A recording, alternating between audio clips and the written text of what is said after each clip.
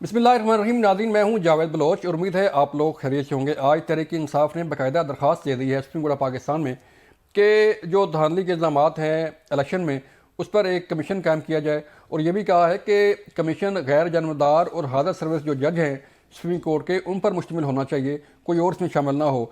देखना यह है कि सुप्रीम कोर्ट ऑफ पाकिस्तान इस पर क्या फ़ैसला करती है और जो धांधली के इल्ज़ाम हैं वो किस हद तक दुरुस्त जो है वो साबित होते हैं, इससे ये कमीशन ही फैसला करेगा।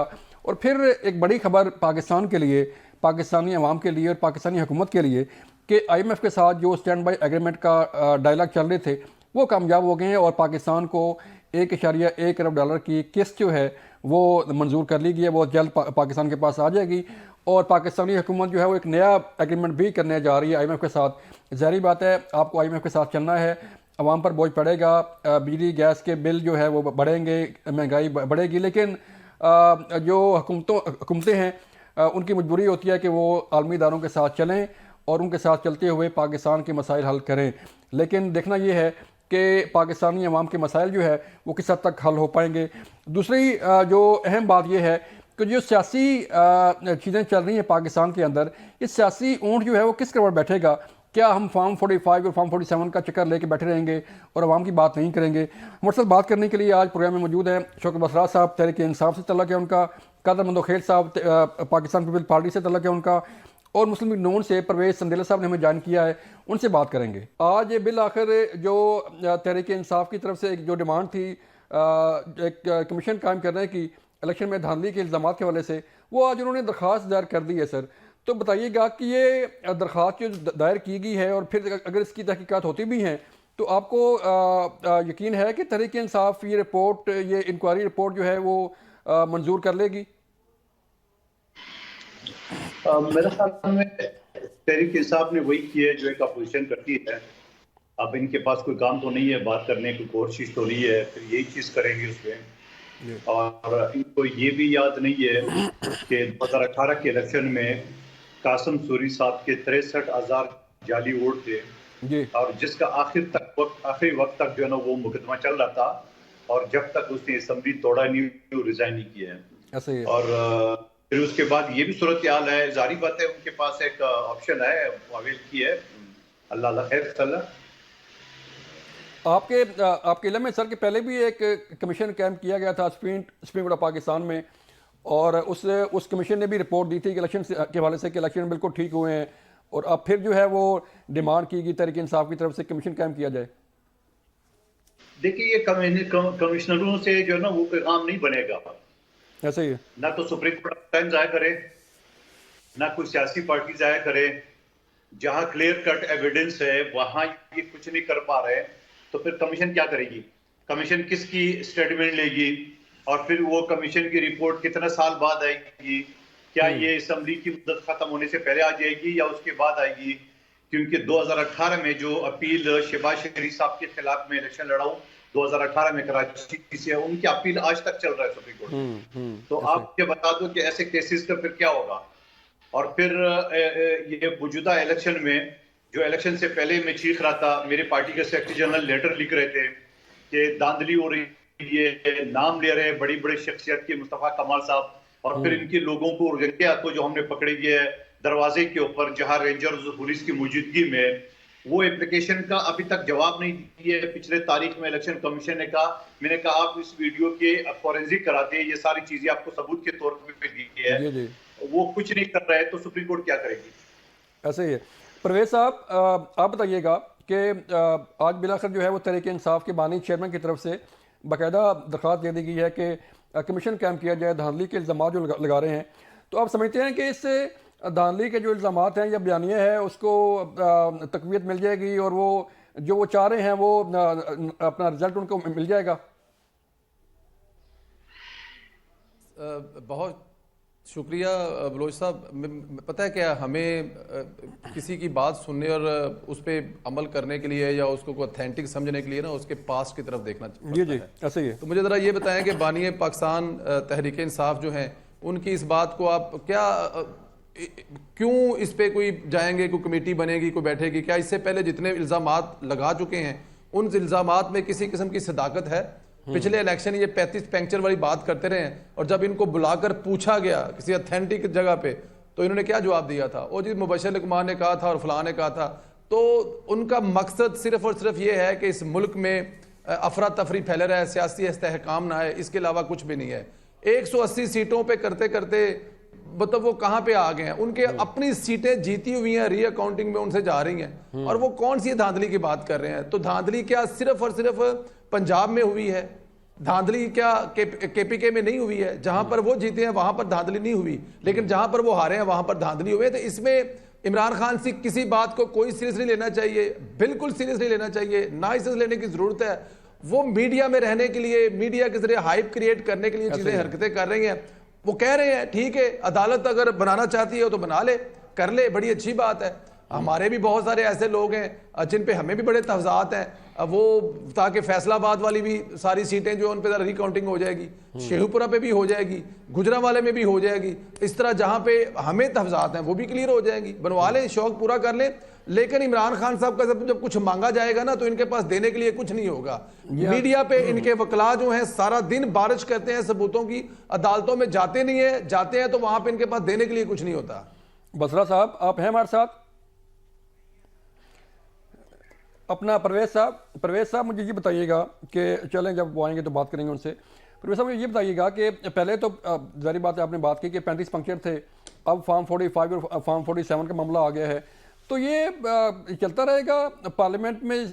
जितना भी अरसा पार्लियामेंट चलेगी, 5 साल पूरा करती है, 4 साल पूरा करती है, तो ये मामला चलता रहेगा फार्म 45 और फार्म 47, इसका फैसला नहीं होगा? जी बिल्कुल, मुझे यही लगता है कि इसी तरह करके चलता रहेगा, यही चीज़ें चलती रहेंगी, लेकिन उसका कुछ होगा नहीं। मैं आपको पहले भी बता चुका हूं कि सियासी इस्तेहकाम नहीं चाहिए इस मुल्क में। यही मिशन है बानिए पाकिस्तान तहरीक इंसाफ के, अगर सियासी यहाँ पर इस्तेहकाम आ गया तो फिर मुल्क तो ज़रा आगे चले जाएगा। हो सकता है दूसरे ममालिक से कुछ लोग यहाँ पर आ जाएं और वो आकर इन्वेस्ट कर लें, हो सकता है इस मुल्क की हालत कुछ बेहतर हो जाएगी, लेकिन ऐसा नहीं होने देना। और इसलिए ये शोर शराबा करना है ताकि मीडिया पर ये चीज़ें चलती रहें और उनके जो वर्कर हैं, उनके जो फॉलोअर्स हैं, उनके लिए ये चीज़ें चलती रहेंगी। इसके अलावा इसका कोई मकसद नहीं है सर। और सही है। कादर साहब मुझे बताइएगा कि बड़ी अच्छी खबर एक आई गुज़श्ता रात कि IMF के साथ जो है वो गवर्नमेंट की डील हो गई है। आप भी हुकूमत की इत्तेहादी हैं, हिस्सा तो नहीं कहा जा सकता कि आप हिस्सा हैं, इत्तेहादी ज़रूर हैं, और ज़ाहिर बात है हुकूमत का जो बोझ है आप उसे शेयर कर रहे हैं।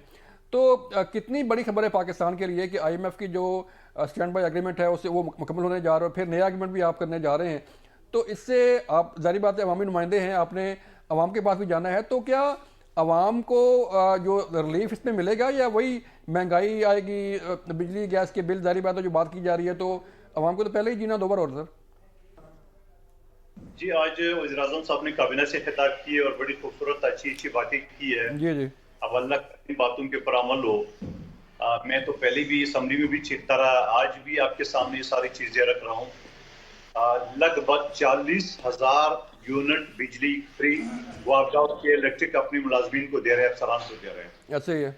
और इसी तरह जो ना वो सरकारी पेट्रोल और जो ब्यूरोक्रेसी को दे रही है, उसी तरह नौकर चाकर जो घरों पे ब्यूरोक्रेसी ने रखा है। तो मैं ये समझ लूँ कि ब्यूरोक्रेसी का शायद जब तक आप खत्म नहीं करेंगे, आप ऐसे 10 प्रोग्राम IMF से ले ले, ये उन्हीं के खर्चे पूरे करेंगे, गरीब आवाम को महंगाई का बोझ खत्म नहीं कर सकता है।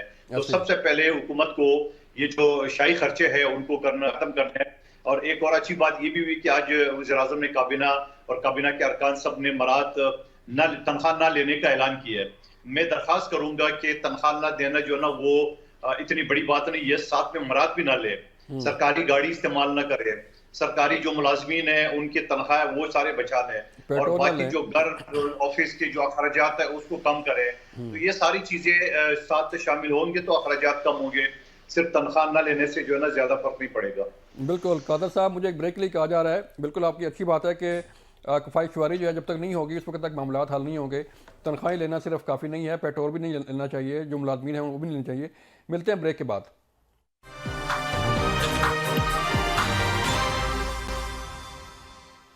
वेलकम बैक नाज़रीन। हम बात कर रहे थे कि जो IMF का स्टैंड बाई एग्रीमेंट कामयाब होने जा रहा है उसके असरात क्या मुरतब होंगे और अवाम को कीमत क्या अदा करनी पड़ेगी। हमें ज्वाइन किया है शौकत बसरा साहब ने तहरीक इंसाफ से।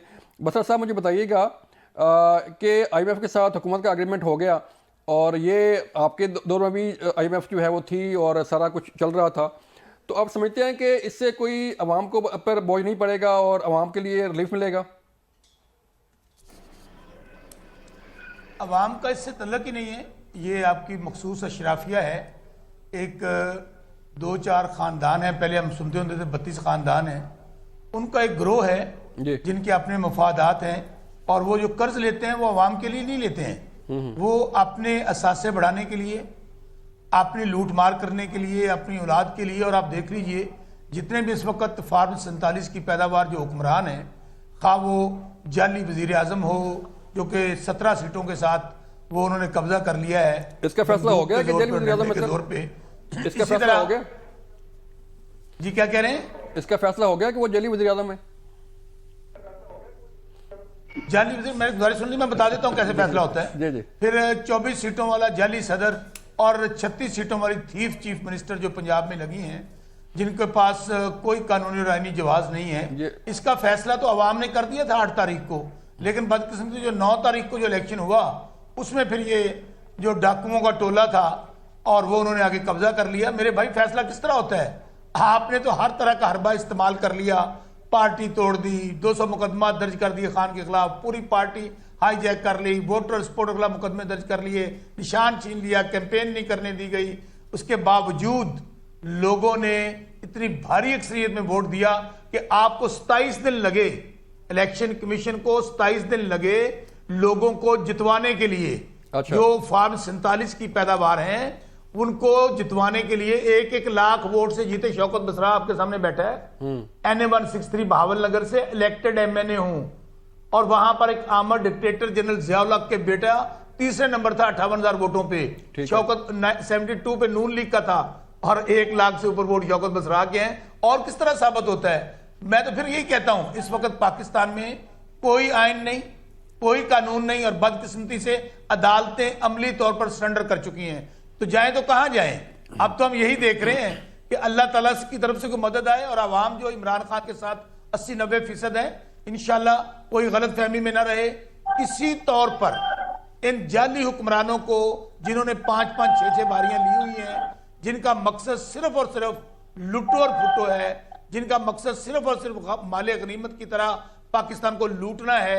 आप देख लीजिए, किसी का अब्बा सदर है, किसी की बेटी जाली वजीर आला है, कोई गवर्नर है, तू पंजाब ले ले, तू सिंध ले ले, ये बंदर बांट हो रही है मेरे भाई। तो इसलिए पाकिस्तान में फिर बात बताऊं, आज भी हम 1947 में आजाद हुए थे, कहानी आके फार्म 47 पे खत्म हो गई है। और मुझे अफसोस इस बात का है जो पाकिस्तान की इंटेलिजेंसिया है, जो हमारे वो सोचने लिखने वाले लिखारी हैं, हर किसी को पता है, हर किसी को पता है कि ये पाकिस्तान की तारीख का सबसे बड़ा फ्रॉड, परवेज संदेला साहब बसरा साहब ने तो फैसला दे दिया। परवेज साहब बसरा साहब ने फैसला दे दिया कि वज़ीर आज़म भी जेली, वज़ीर आज़म भी जेली है, वज़ीर आज़म भी जेली है, जो वज़ीर आला है वो भी चोर है, सदर भी चोर है, सारे चोर हैं। तो परवेज साहब फिर बाकी क्या रह गया सर? हाँ जी, नहीं, इनको चाहिए साकब निसार दोबारा, जो बैठ कर कहता था ना कि 3-4 MP थे मैं आगे पीछे कर देंगे। इनको वो चाहिए। उस वक्त जो RTS बिठाया था ना, इस वक्त इनको वो बड़ा याद आ रहा है।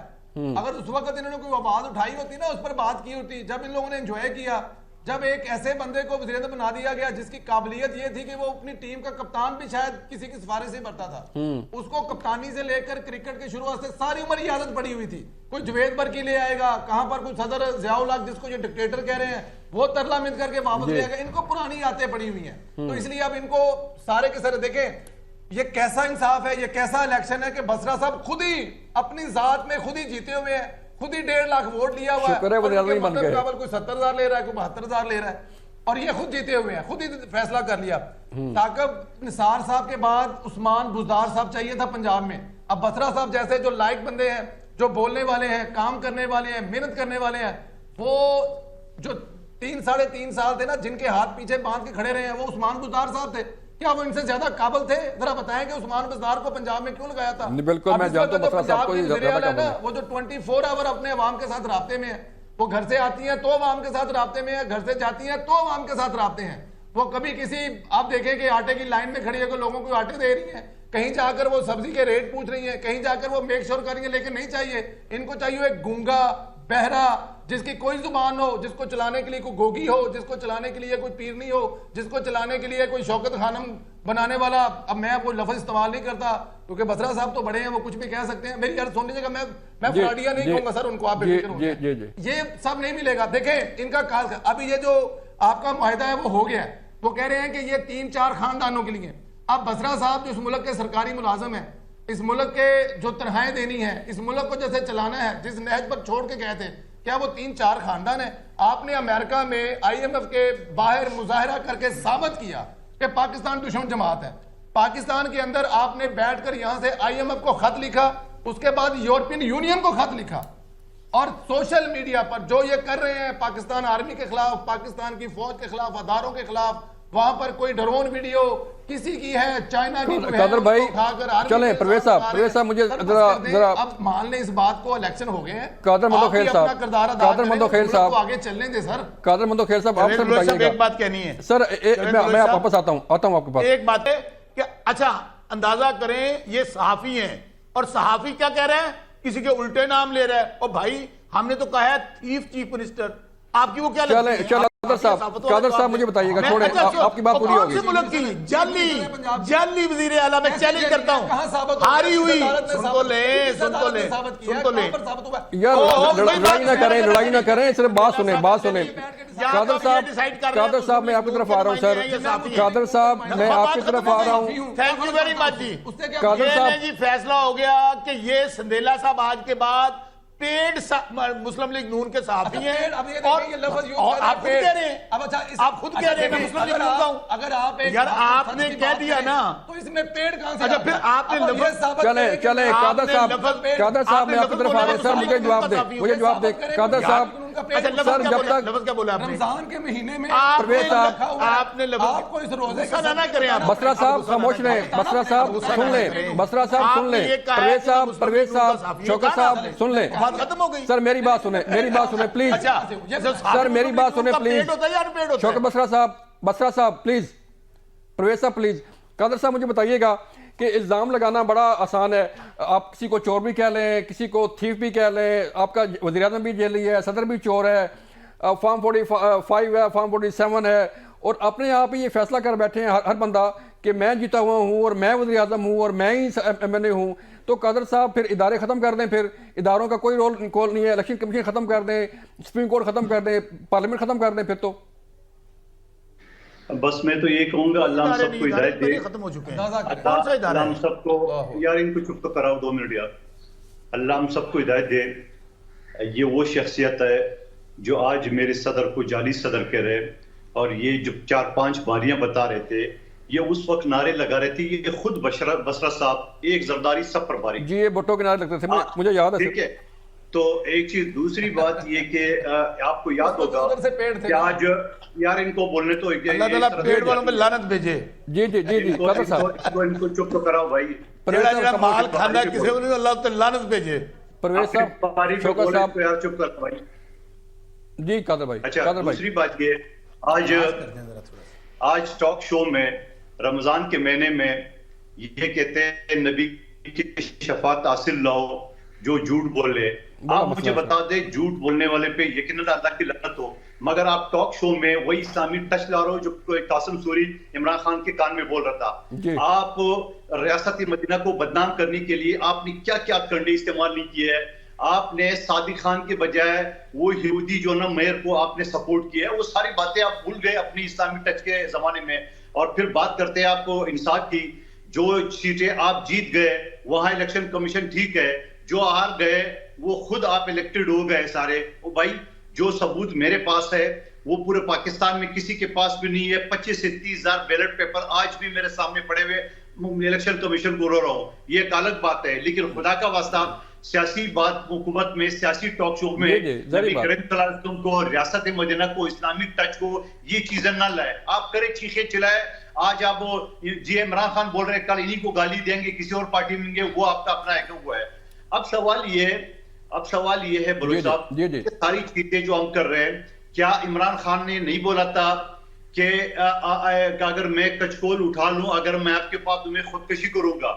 उस शख्स ने खुदकशी की है, या पीपल्स पार्टी और नून लीग ने अपने 10 साल अदवार में 10,000 अरब को वो बड़ा बढ़ चढ़ के बोल रहा था, और अपने 3 साल के दौर में उन्होंने 26,000 अरब लिए।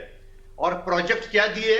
पीपल्स पार्टी और नून लीग ने तो प्रोजेक्ट दिए, आपने क्या दिए? मुर्गे अंडे कटे, और आपने 200-250 जो ना वो लंगर खाने खोले। ये आपका विजन है, ये आपका रियासत मदीना है, ये आपकी सोच है। आपकी सोच में क्या सद के जाऊं, यही चीज मैं कहूंगा कि इनको अल्लाह हिदायत दे, सियासत को सियासत रहने दे, इस्लाम को और इस्लामी चीजों को अपनी गंदी सियासत में बलौस ना करे। मेरी बिल्कुल दरख्वास्त ठीक है, बिल्कुल ठीक है, सियासत को सियासत रहने दें। मुझे ब्रेक लिए कहा जा रहा है, जब ब्रेक से वापस आएंगे तो फिर हम बात करेंगे कि ये टॉक शोज में या सियासत में जो है वो इस्लाम दीन की बात करना या अपने आर्ग्यू को मजबूत करने के लिए जो है वो इस्लामिक टच देना कहाँ तक दुरुस्त है। मिलते हैं ब्रेक के बाद।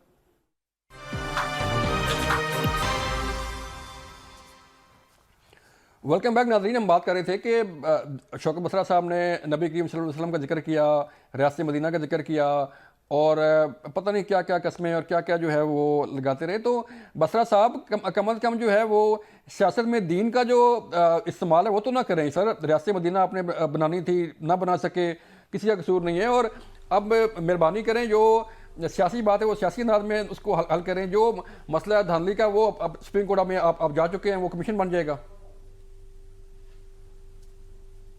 जावेद बलोच साहब, मेरे ख्याल में अगर 1973 का कॉन्स्टिट्यूशन आप देख लें, जी जी, इस्लाम ही तो बुनियाद है आपकी सियासत की, और क्या आपकी बुनियाद है? अगर हम मुसलमान हैं तो आप समझते हैं कि हमें इस्लाम को अपने सियासत से खारिज करके सियासत करनी चाहिए। मैं आपके इस आर्गुमेंट को बाय नहीं करता, और कोई भी पाकिस्तानी बाय नहीं करता। एक छोटी सी बात सर, एक छोटी सी बात मुझे सर मुझे बताएं, इस्लाम इजाजत देता है कि बगैर तहकीकात के, बगैर सबूत के किसी पे इल्जाम लगा दिया जाए, किसी को चोर कह दिया जाए, किसी को डाकू कह दिया जाए? ये कहां का इस्लाम है सर? अच्छा, तहकीकात हुई थी जिसमें हसन और हुसैन जो दोनों बेटे हैं, जो आके उन्होंने कहा था कि ये बेनिफिशियल ओनर जो है, ये हमारी ये जो चीफ मिनिस्टर है पंजाब की, जो जाली हारी हुई हैं, ये उसकी बेनिफिशियल ओनर हैं।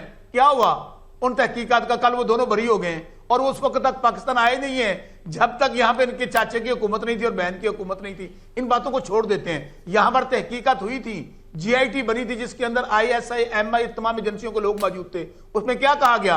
उन्होंने कहा कि ये एवनफील्ड के अपार्टमेंट जो हैं ये जालसाजी से बनाए गए हैं, अवाम के पैसे से बनाए गए। क्या आपको मनी ट्रेल दी गई? मैं फिर आपको कह रहा हूं, अनफॉर्चुनेटली इस वक्त पाकिस्तान में क्योस है। पाकिस्तान में इदारे अवाम से होते हैं, अवाम 90% इमरान खान के साथ खड़ी है। इस वक्त पाकिस्तान में बार बार कह रहा हूं, कोई आइन नहीं, कोई कानून नहीं, बदकिस्मती से अफरा तफरी है। और ये आज दुनिया के अंदर हम अदालतें, हमारी जो है अदालती निजाम नीचे से पहले या दूसरे नंबर पर है। और दूसरी बात जावेद बलोच साहब, इसका वे फॉरवर्ड क्या है सर? इसका वे फॉरवर्ड ये है, हम सब कह रहे हैं ना धांधला हुआ है, ये मदर ऑफ ऑल रिगिंग्स है।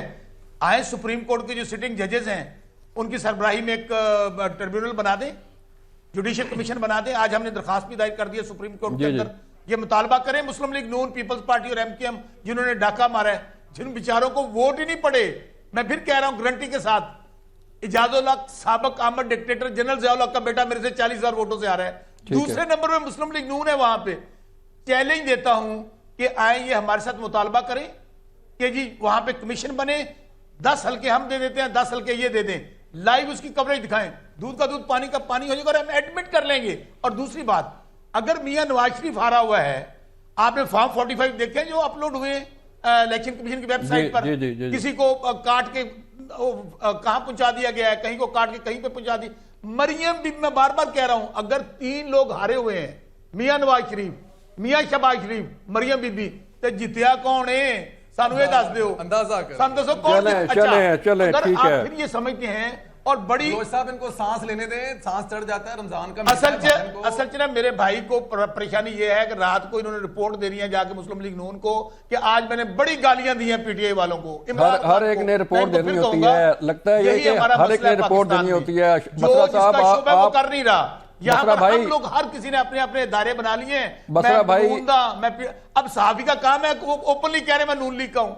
बसरा भाई मेरी बात सुने, बसरा साहब आप एक सियासी कारकुन हैं, मैं आपको ग्रास रूट लेवल से जानता हूं, आप बिल्कुल ग्रास रूट लेवल से जो है वो सियासत कर रहे हैं, सियासी कारकुन हैं, लेकिन खुदारा किसी पर इल्ज़ाम लगाने से पहले कुछ थोड़ा सा अल्फाज का चुनाव बेहतर कर लिया करें।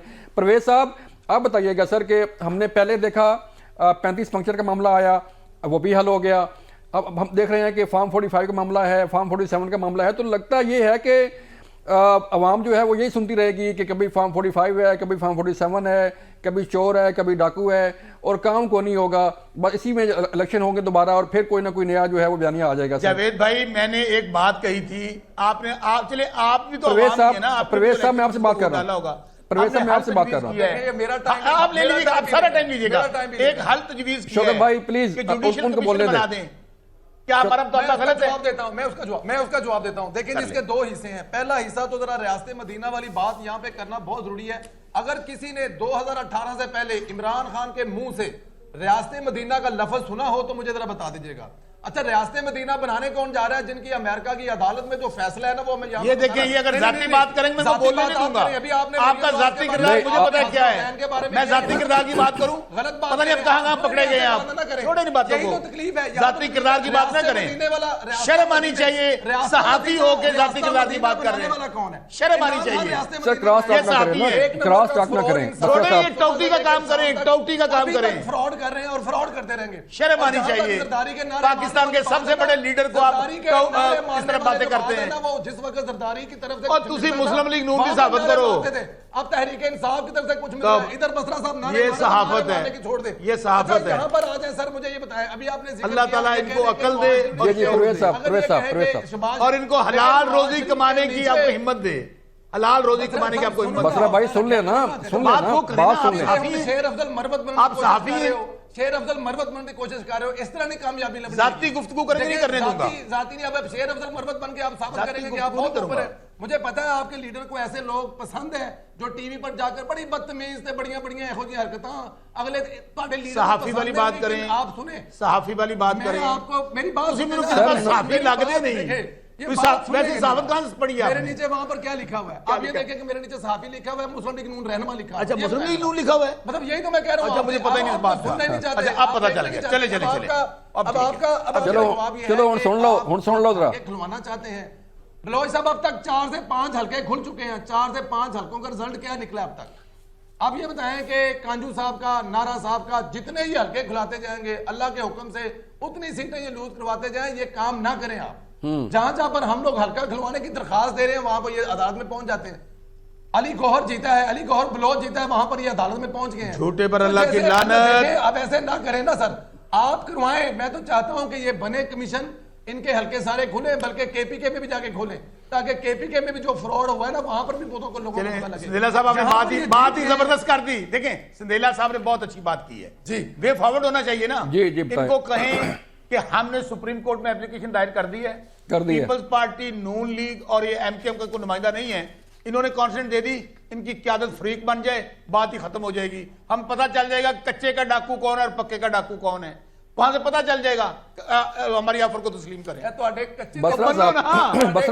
बसरा साहब मुझे ये बताइएगा, बसरा साहब मुझे ये बताइएगा, कच्चे के डाकू भी वही है जो पक्के के डाकू है। पक्के का डाकू कौन है पता है बसरा साहब को। मैंने वो बात नहीं करनी कच्चे पक्के वाली। बलोच साहब देखें, परवेज भाई इस मुल्क को एक मिनट, मेरी बात का जवाब नहीं दिया, मेरी बात का जवाब नहीं दिया, एक मिनट, मेरी बात का जवाब तो दे। बसरा साहब मुझे सुने प्लीज। आप फ्रीक बने ना वहां पे, फ्रीक क्या फैसला। बसरा साहब मुझे ये बता दें, आप चले गए। अच्छा, सुप्रीम कोर्ट अगर आपसे मांगेगी सबूत तो सबूत देंगे क्या वहां पे? यार आपने फिर इस बात को छोड़ दें, आप फ्रीक बने वहां पे।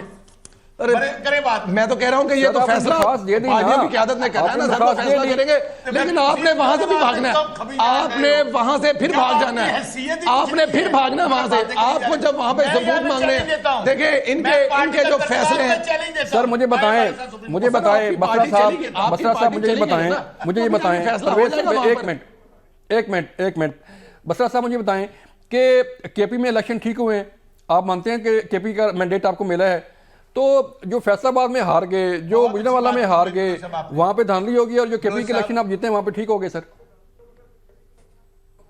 बलोच साहब कोई सुनने कोई हल्का खुलवाना चाहे केपी का, मैं आपके प्रोग्राम में बयान दे रहा हूं, वो हम हल्का खोलने के लिए तैयार है, नंबर 1। नंबर 2, कोई मुस्लिम लीग नून की एक पिटीशन इलेक्शन कमीशन में आई हो, हाई कोर्ट में आई हो, वहां धांधली हुई है, फिर भी मैं जिम्मेदार हूं।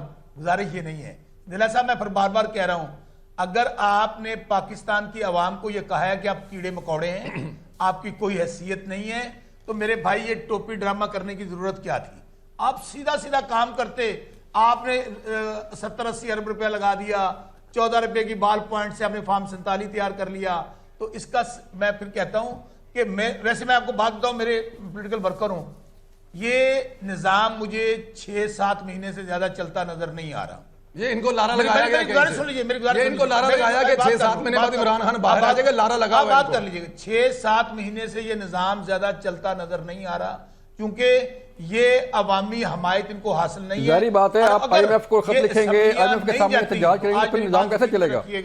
कि पाकिस्तान में बसरा साहब, आप बलोच साहब, प्लीज। IMF के सामने जब एहतजाज करेंगे, जब IMF को खत लिखेंगे कि पाकिस्तान के साथ एग्रीमेंट ना किया जाए, तो ये कहाँ की पाकिस्तानियत है सर? आप भी पाकिस्तानी, मैं भी पाकिस्तानी हूँ, ये मेरा मुल्क भी है, आपका मुल्क भी है सर।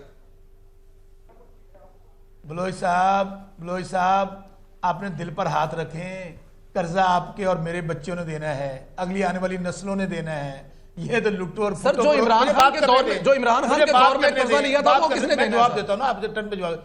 76 साल हुए हैं पाकिस्तान को आजाद हुए, जी बलोच साहब, जी। यहाँ पर या आमरीत रही है या यही कच्चे और पक्के के डाकुओं की हुकूमतें रही हैं जिन्होंने मुल्क को लूटा है।